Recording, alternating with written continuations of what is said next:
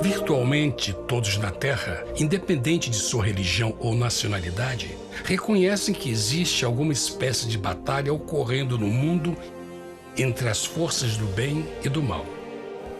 Uma luta colossal entre a luz e as trevas, a verdade e o erro, a opressão e a liberdade, o bom e o mal, e finalmente, a vida e a morte. Qual é a história por trás deste evidente paradoxo? Muitas religiões, assim como a Bíblia, ensinam que além deste véu tridimensional do mundo físico que vemos, existe outro mundo espiritual que não podemos ver. Nesta realidade invisível ao nosso redor, se desencadeia uma batalha titânica entre o herói supremo e justo contra o vilão mais cruel e maligno. A grande pergunta é: quem são esses personagens e como e onde começou esta crise cósmica? Este é o maior mistério de todas as épocas e a história mais fascinante e verdadeira que jamais tem sido contada. Esta crise envolve cada pessoa sobre a Terra. Sim, cada pessoa.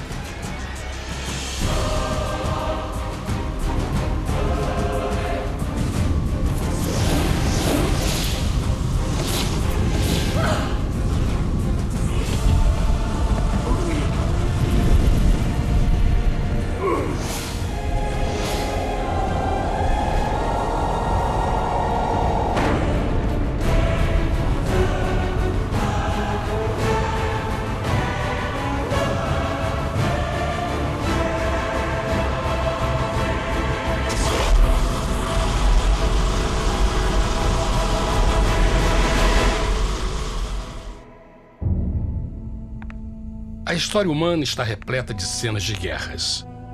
E todas as pessoas já experimentaram conflitos. Mas para entender a origem do mal, devemos viajar ao passado para a Primeira Guerra do Universo. Porque esta guerra não aconteceu na Terra. Antes que o nosso mundo existisse, houve uma guerra no céu. Mesmo as palavras guerra no céu soam como uma contradição. É quase inimaginável para nós que pudesse haver batalhas e conflitos entre as criações de Deus no paraíso. O que pode ter causado este conflito celestial? Graças a um livro antigo chamado Bíblia, temos detalhes suficientes para poder juntar as peças e desatar os nós. Mesmo que trágica, é uma extraordinária e bela história de amor que vai desde o princípio dos tempos até tocar pessoalmente a você, a mim e a cada indivíduo na Terra. Nossa história começa há muito tempo atrás na capital do universo.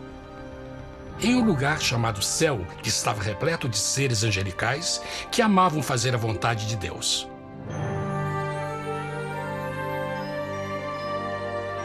Sob o justo e amoroso governo do Criador, todo o céu desfrutava uma existência de felicidade e perfeita paz.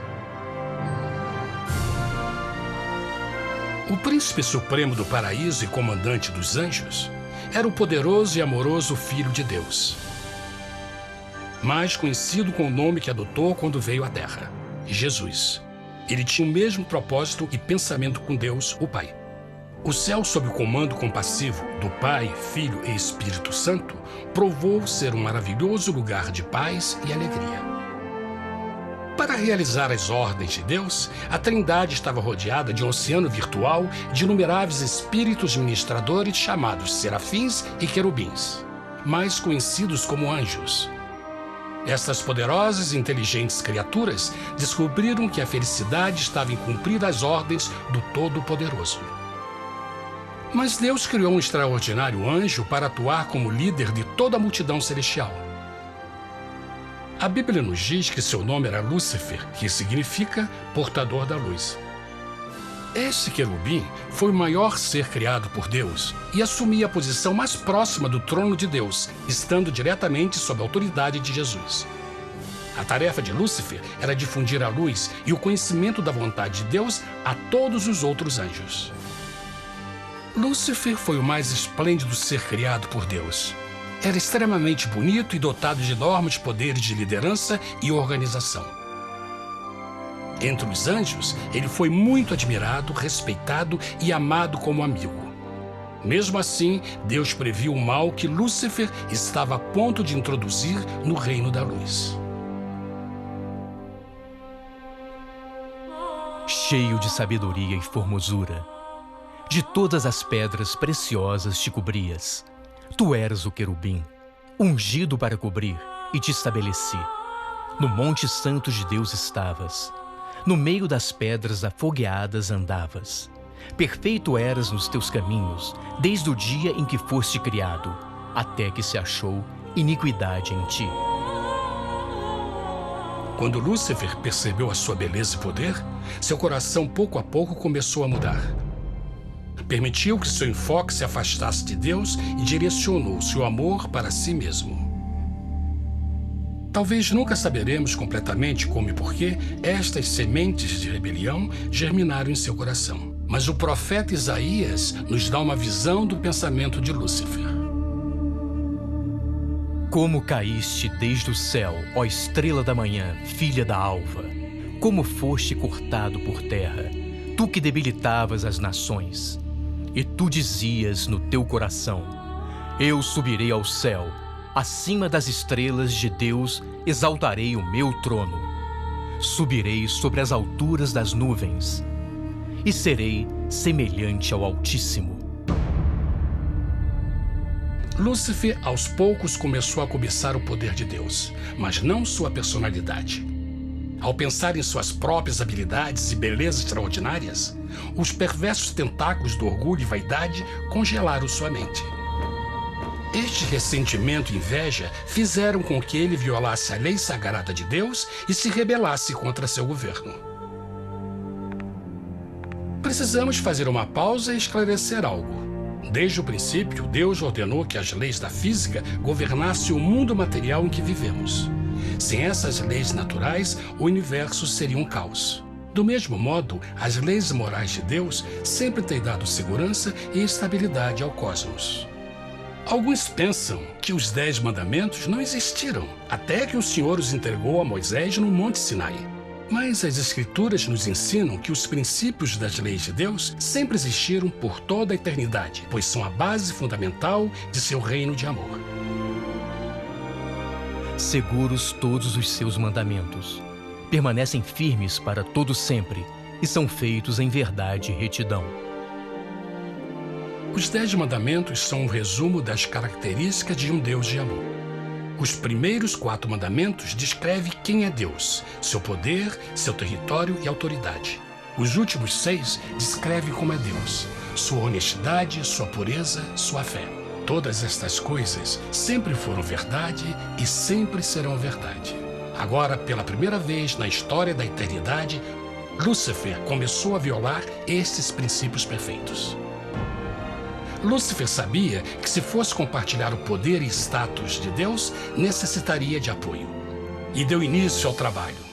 Começou sorrateiramente a circular entre os outros anjos, plantando sementes de dúvida e descontentamento a respeito da liderança de Deus, ao mesmo tempo em que, sutilmente, revelava suas próprias virtudes. Ele insinuou que Deus abusava de seu poder divino e suas leis restringiam a verdadeira liberdade e felicidade de suas criaturas. Com seu raciocínio audaz e poder de influência, Lúcifer pôde persuadir a um grande número de anjos a se unirem para seu motim. Talvez se perguntem, como tantos anjos inteligentes puderam seguir esse desertor? Bom, lembrem que até esse ponto nenhum anjo tinha escutado uma mentira. E nesse primeiro estágio da rebelião, os anjos não perceberam a obsessão de Lúcifer em assumir a posição de Deus. Não sabiam que finalmente ele planejaria a tortura e o assassinato do Filho de Deus na cruz com a intenção de ocupar o seu trono. Estranhamente, Lúcifer pensou que poderia ocultar seus verdadeiros propósitos de Deus. Ai dos que querem esconder profundamente o seu propósito do Senhor e fazem as suas obras às escuras e dizem: quem nos vê e quem nos conhece? Não pense nem por um momento que a rebelião de Lúcifer surpreendeu Deus e o pegou desprevenido. O Senhor sabe de todas as coisas e os pensamentos de suas criaturas. Ele entendia exatamente o que estava se passando pela mente de Lúcifer. E piedosamente Deus advertiu o desgarrado anjo do perigo. Mas no final, o orgulho e a vaidade não permitiram que Lúcifer se arrependesse. Então, iniciou a rebelião total contra Deus em vez da humilde obediência. Alguns podem perguntar: isso significa que Deus criou um anjo defeituoso? Não, mas ele criou Lúcifer com livre-arbítrio. Verão que o livre-arbítrio é uma coisa maravilhosa, mas também muito perigosa, incluindo o risco de uma rebelião e a possibilidade de que o amor de Deus seja rejeitado. Vejam que o amor real não pode vir de uma criatura pré-programada e não pode ser forçado, deve ser voluntariamente dado. Por exemplo, mesmo que seja bonito este cachorro robô, na verdade, nunca poderá amar-me. Posso fazer que pareça que me ame, mas só estará seguindo instruções pré-programadas. Não tem opção. Por outro lado, este pequenino está realmente feliz em ver-me. Ele decidiu dar-me seu afeto. E com o tempo, nossa relação se fará mais forte, enquanto eu ame e cuide bem dele. Do mesmo modo, um Deus de amor só quer amor verdadeiro de suas criaturas. E para que isso aconteça, elas precisam ter o livre-arbítrio. A rebelião de Lúcifer é a maior evidência de que ele tinha esta liberdade. Agora, a grande pergunta é: como Deus enfrentaria esta crise? Como lidaria com Lúcifer e com os milhões de anjos que se uniram nessa rebelião? Muitos questionam por que Deus não acabou imediatamente com a rebelião. Afinal, ele poderia facilmente vaporizar Lúcifer com um raio. Mas isto teria solucionado o problema? Não, pelo contrário. Isso só teria intensificado as dúvidas e suspeitas que Lúcifer havia plantado na mente dos anjos. Lembrem que Lúcifer sabia, como ninguém mais, da engrenagem interna do governo de Deus. Sua destruição seria vista como parte de uma grande armação. E a razão que o motivou servir Deus teria sido o medo da represália e não o amor. O Senhor sabia, na sua sabedoria, que a melhor forma de enfrentar a crise era permitindo que tudo seguisse o seu curso. Esta seria a única forma de se assegurar que o mal não se ergueria outra vez. Deixai crescer ambos juntos até a ceifa. E por ocasião da ceifa, direi aos ceifeiros: colhei primeiro o joio e atai-o em molhos para o queimar, mas o trigo ajuntai-o no meu celeiro. Na parábola do joio e do trigo, Jesus descreve que um tempo de crescimento é necessário para que uma planta revele sua verdadeira natureza. No seu entendimento infinito, Deus sabia que, com o tempo, o caráter real de Lúcifer seria exposto e que os amargos frutos de sua rebelião seriam vistos. Até agora, os cidadãos do universo não estavam familiarizados com o pecado e até onde os levaria. Mas isso mudaria quando eles vissem por si mesmos sua terrível natureza autodestrutiva. Afinal, a sabedoria e o amor do governo de Deus seria para sempre confirmado e o universo estaria seguro. Quando Lúcifer e seus seguidores revelaram abertamente sua rebelião, o Senhor soube que não haveria paz se permitisse que eles ficassem no céu. Deveria impor um limite, entrar em ação e enfrentar os rebeldes. Mas Lúcifer e seus seguidores nunca sairiam por vontade própria ou pacificamente. O passo seguinte foi a guerra. E houve batalha no céu. Miguel e os seus anjos batalhavam contra o dragão. E batalhavam o dragão e os seus anjos. Mas não prevaleceram, nem mais o seu lugar se achou nos céus. E foi precipitado o grande dragão, a antiga serpente, chamada o Diabo e Satanás, que engana todo mundo. Ele foi precipitado na terra, e os seus anjos foram lançados com ele. A Bíblia não revela exatamente que tipo de armas foram usadas durante este conflito cósmico. Mas esta guerra foi como nenhuma guerra que os olhos mortais já viram. Apocalipse 12:4 nos diz que finalmente Lúcifer e 1/3 dos anjos de Deus foram expulsos do paraíso.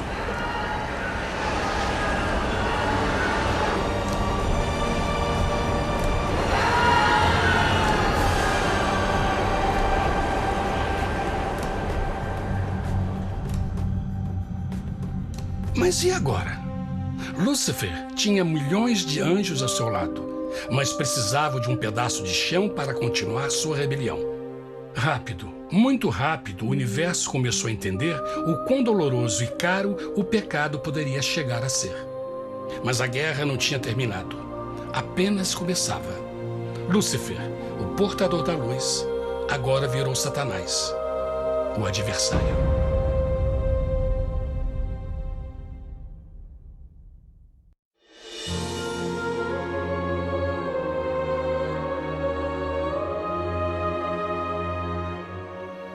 Depois da guerra no céu, Satanás e seus anjos caídos foram expulsos da corte de glória.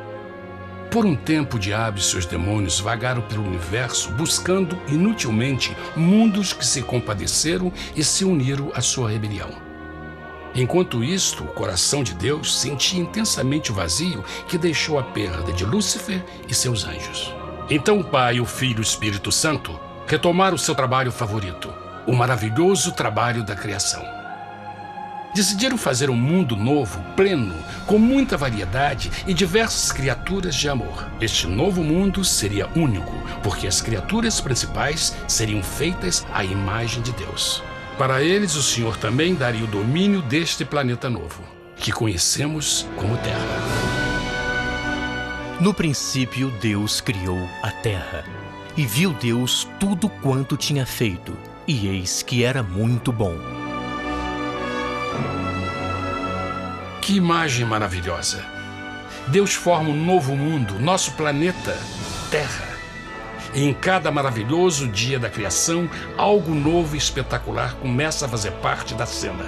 Por exemplo, no terceiro dia, Deus falou e uma linda e exuberante vegetação fez parte da existência. Plantas de todas as cores, formas e tamanhos. No quinto dia, o mundo estava repleto de espantosas e exóticas criaturas, que podiam tanto se elevar aos céus como deslizar pelas águas azuis. E outras podiam fazer as duas coisas. No sexto dia, houve a introdução de um grande número de animais terrestres. Desde o gigante elefante até o pequeno esquilo, cada um encontrou um lugar nesse novo planeta para viver em harmonia com o resto da criação. E também no sexto dia, Deus criou o homem.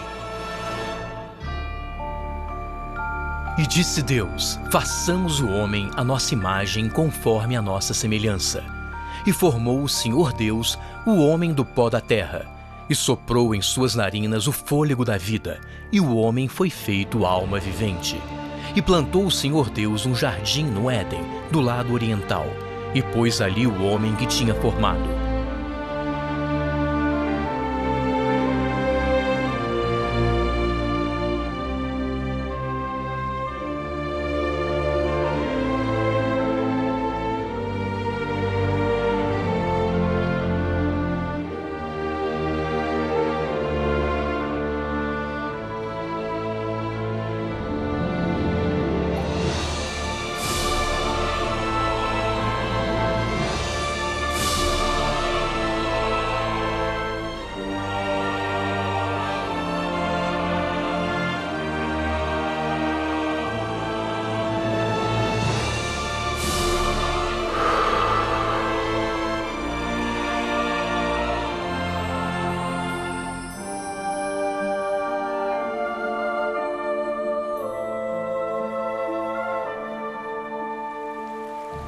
Mas que grande honra ser criado à semelhança de Deus, ser um indivíduo com liberdade de pensamento. No princípio, o homem não percebia a sua nudez. Provavelmente porque antes do pecado ele estava vestido de glória e luz.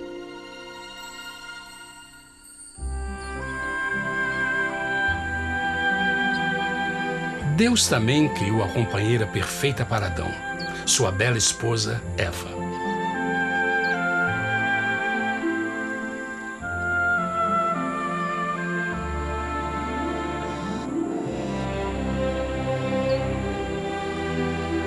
O feliz casal foi colocado em um magnífico jardim perfeitamente projetado para aumentar sua felicidade. Para Adão e Eva e as outras criaturas da terra, também foi dado o privilégio divino de procriar a sua própria imagem. A intenção de Deus foi que a raça humana tivesse domínio sobre este paraíso perfeito para sempre. Eternamente felizes e saudáveis, trabalhariam com a flora do jardim de Deus enquanto desfrutariam o afeto e companhia de todas as criaturas sob seus cuidados. O ambiente que nossos primeiros antepassados experimentaram foi muito diferente do mundo de hoje. As rosas não tinham espinhos, os insetos não mordiam nem picavam, e os leões e as ovelhas brincavam juntos. Mas a grande bênção era os humanos viverem em perfeita harmonia com seu Criador. A cada 7 dias, Adão e Eva descansavam de seu prazeroso trabalho e gozavam de uma comunhão visita de seu Criador. Era um mundo esplêndido e maravilhoso. E esse estado de felicidade teria continuado eternamente se nossos primeiros parentes tivessem mostrado fidelidade como uma simples prova.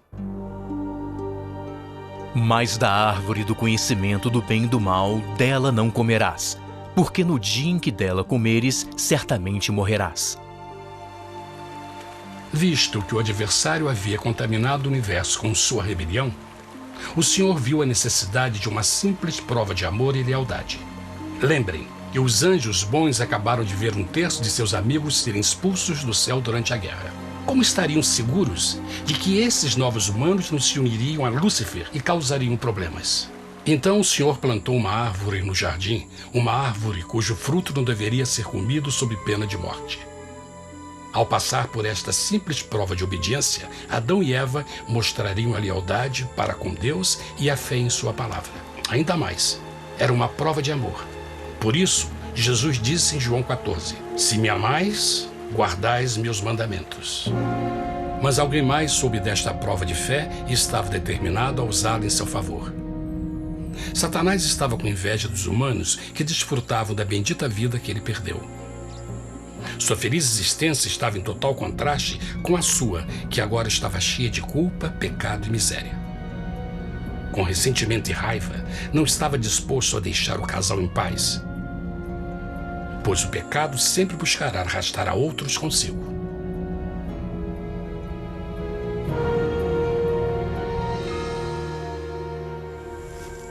Então um dia, quando Eva estava concentrada em seu agradável trabalho, se viu sozinha e muito perto da árvore proibida.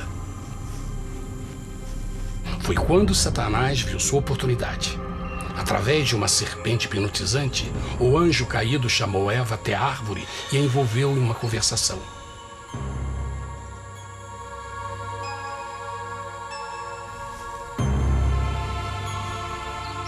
Suas palavras encantadoras foram cuidadosamente calculadas para gerar desconfiança a Deus.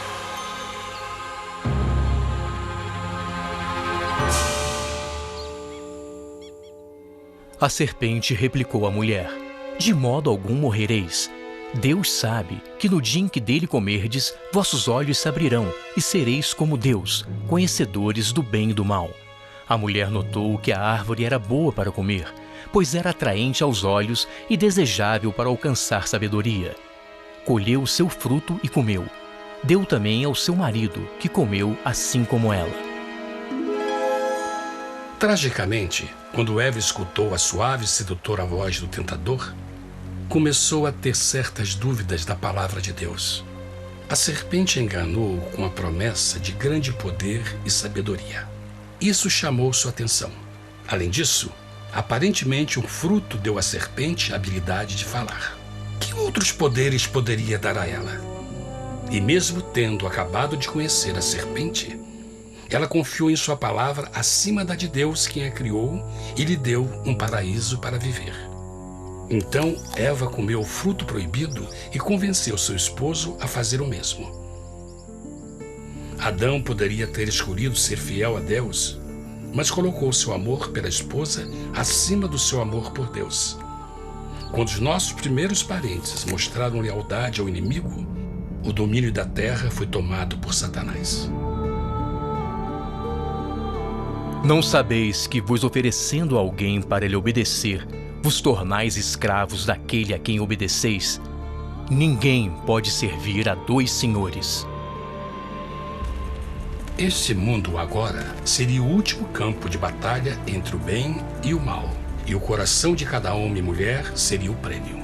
Adão e Eva não se deram conta desse tempo, mas seu momento de desconfiança e desafio abriria as comportas do sofrimento de milhões de pessoas durante milhares de anos.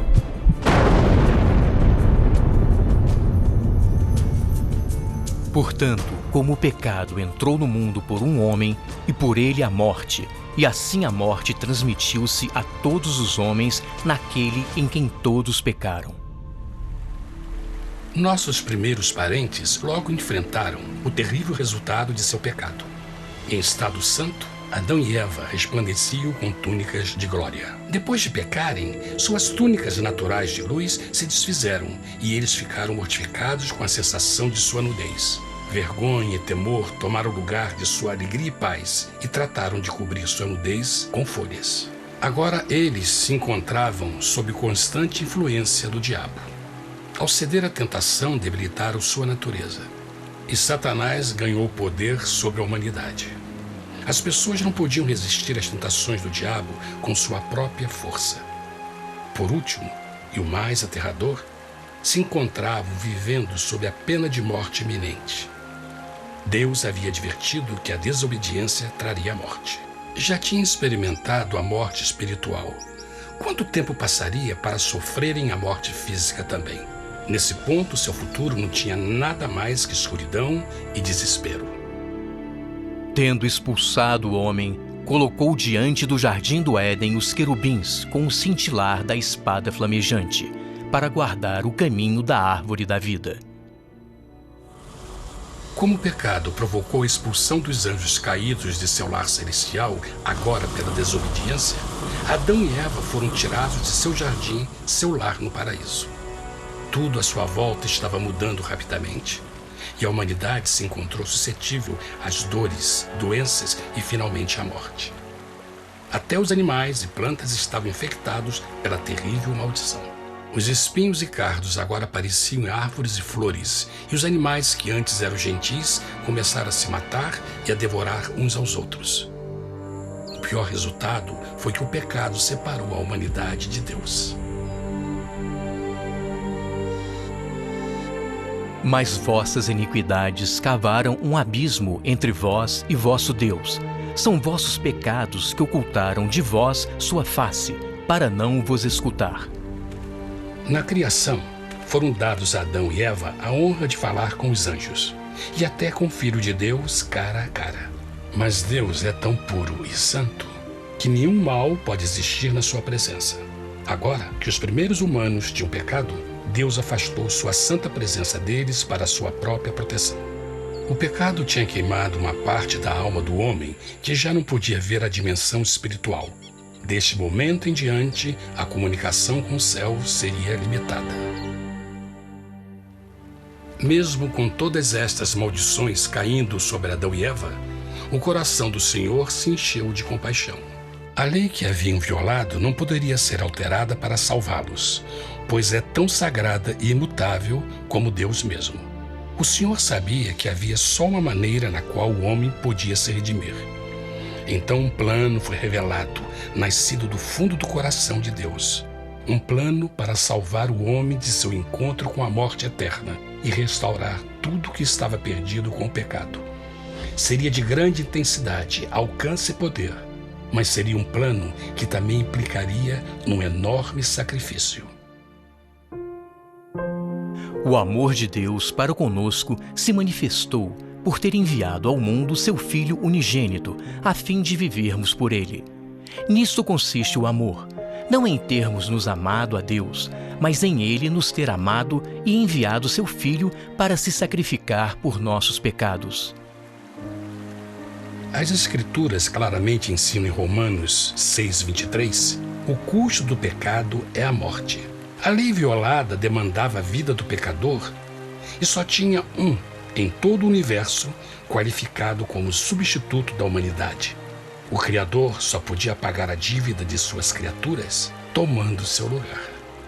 Então Jesus Cristo, o Filho de Deus, concordou em deixar a pureza, glória e segurança do céu.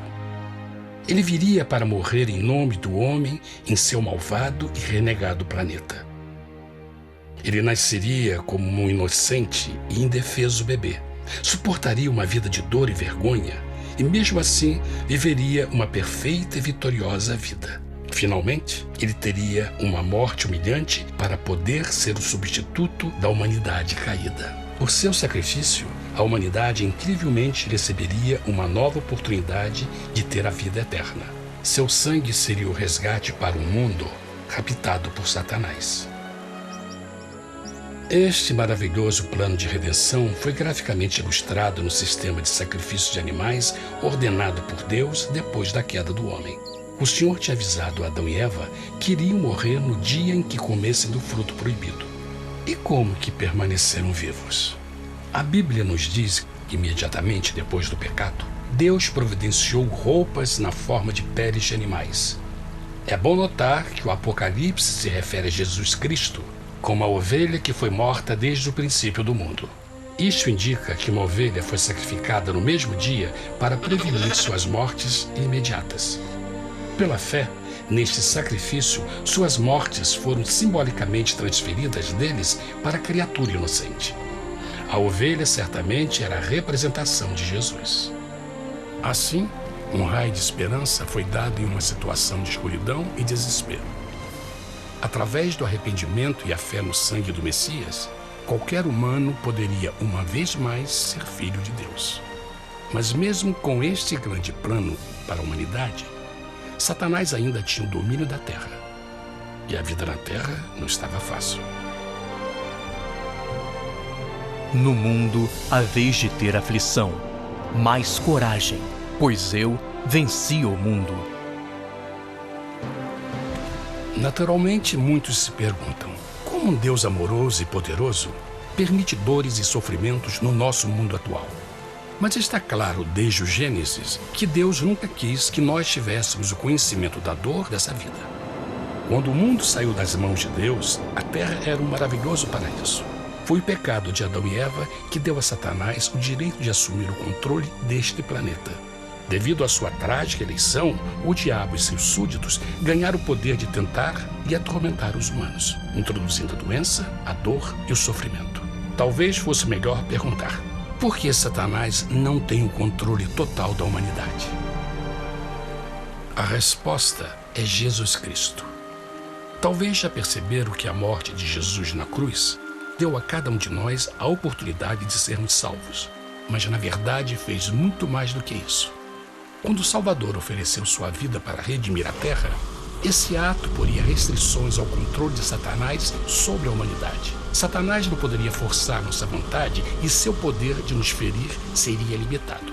O sacrifício de Cristo também nos trouxe um tempo de prova, durante o qual poderíamos ver a diferença entre o governo de Deus e o de Satanás, e então decidir a quem servir. Finalmente, pelo sacrifício que fez Jesus, o reino de Satanás chegará ao seu final, e um dia a terra será devolvida ao homem mais maravilhosa do que era no princípio. Mesmo Adão e Eva tendo começado suas vidas como exilados do paraíso, ainda tinham esperança. Deus providenciou peles de animais sacrificados para se cobrirem. Mas o mais importante, ele prometeu o sangue do Cordeiro de Deus para pagar por seu pecado, se aceitassem a Cristo e se arrependessem. Uma grande pergunta permanece: as pessoas aceitariam o grande presente de Deus? Como escaparemos se agora desprezarmos a mensagem tão sublime da salvação? A incrível história que acabaram de escutar é verdade e afeta vocês. Pois, pelo desejo de Satanás de ser Deus e a desconfiança e desobediência de Adão e Eva, todos nós nos encontramos em uma situação perigosa. De um lado, a humanidade foi grandemente favorecida por Deus com uma segunda chance de recuperar nosso lugar no Éden. Por outro lado, se nós desistirmos de aproveitar esta grande chance, nos tornaremos escravos de Satanás e finalmente seremos destruídos quando Deus limpar o universo do pecado. Amigos, não há melhor hora de fazer sua escolha por Jesus do que agora mesmo. Nenhum de nós sabe quanto tempo mais teremos que viver nesta terra. Jesus nos tem mostrado grande interesse no seu bem-estar e seu amor por vocês o levou a providenciar uma maneira de escaparmos de uma futura destruição. Ele quer que você o aceite e se arrependa de seus pecados. Através de Cristo, pode encontrar o perdão para tornar-se como Ele em caráter. A triste notícia é que Satanás atua de todas as formas possíveis para evitar que aceite o presente da salvação de Deus. Devido à nossa rotina da vida, o amor ao dinheiro ou alguma outra distração fascinante, ele trabalha para manter a todos ocupados e afastados do que, na realidade, mais importa, sua salvação eterna. Para que entendam a realidade da situação e que se você não escolhe a Jesus por omissão, está escolhendo a Satanás. Mesmo que a terrível escolha de Adão e Eva nos traga morte e miséria, vocês agora podem tomar uma melhor decisão. Deus está oferecendo uma paz que satisfaz o anseio mais profundo de sua alma e uma alegria que não encontrará nas atribulações deste mundo. O desejo que tem o coração de Deus é que seja salvo e esteja com Ele no paraíso. Mas o único que pode mantê-lo fora do céu é você. Imagine a tragédia que seria se você recusasse este precioso presente. Você pode decidir hoje e aceitar a salvação que Deus prometeu. Na verdade, nesse momento, pode aceitar a vida eterna através de Jesus Cristo. Posso convidá-lo para que acompanhe agora mesmo em uma simples oração, aceitando sua maravilhosa oferta? Por favor, repita depois de mim. Querido Pai Celestial, venho a Ti agora e humildemente pedir Teu perdão. Senhor, confesso que sou um pecador e violei Tua santa lei. Entendo que a pena por esse pecado é a morte. Acredito que Jesus Cristo sofreu e morreu na cruz para receber o castigo por todos os nossos pecados. Acredito que Jesus ressuscitou e eu o aceito como meu Salvador pessoal. A partir deste momento em diante, Te dou o meu coração e eu o aceito como o Senhor da minha vida. Por favor, perdoa todos os meus pecados e envia Teu Espírito para ajudar-me a fazer a Tua vontade. Te agradeço por Teu grande amor e aceito Teu presente da vida eterna. E eu oro tudo isso em nome de Jesus. Amém.